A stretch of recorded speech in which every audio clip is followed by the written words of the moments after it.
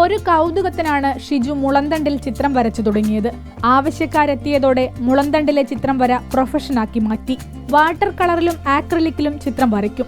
എന്നാൽ പരന്ന ക്യാൻവാസിൽ വരയ്ക്കുന്നത്ര എളുപ്പമല്ല മുളന്തണ്ടെന്നാണ് ഷിജുവിന്റെ അനുഭവം. മുളയെ കൊണ്ട് നമുക്ക് ഇതിന് എന്താ പറയുക, അതൊരു ഷേപ്പിനൊന്ന് വ്യത്യാസമുണ്ട്. പിന്നെ ക്യാൻവാസ് ചെയ്യുന്നതിനെക്കാട്ടും കുറച്ച് ടഫാണ്. പക്ഷേ ചെയ്തു വരുമ്പോൾ ക്യാൻവാസിനെക്കാട്ടും കുറച്ചും കൂടി അടിപൊളിയായി തോന്നുന്നു.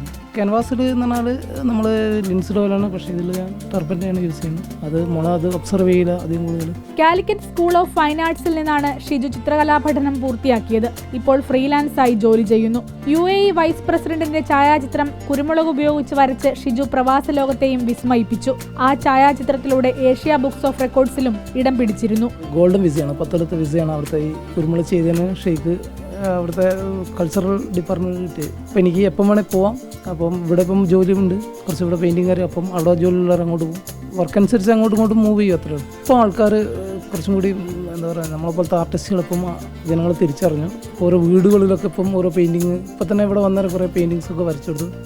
നമ്മളെപ്പോലത്തെ എന്താ പറയുക ആർട്ടിസ്റ്റും അല്ല എന്നെ പോലത്തെ ആർട്ടിസ്റ്റും ഇതൊരു വരുമാന മാർഗ്ഗമാണ്. എന്താ പറയുക, നമ്മൾ ഇത് ഓരോന്ന് വാങ്ങിയിട്ട് വീടുകളിൽ വെക്കുക ഒരു രസമാണ്. ഇതൊരു വെക്കുമ്പോൾ ഒരു രസമാണ്.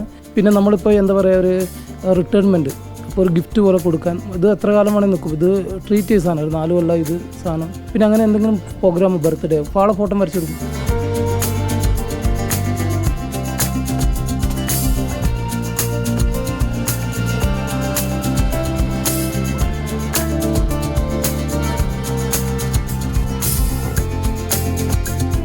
വീഡിയോ ജേർണലിസ്റ്റ് ജിബേഷിനൊപ്പം reporter Saniyo, in reporter, Kozhikode.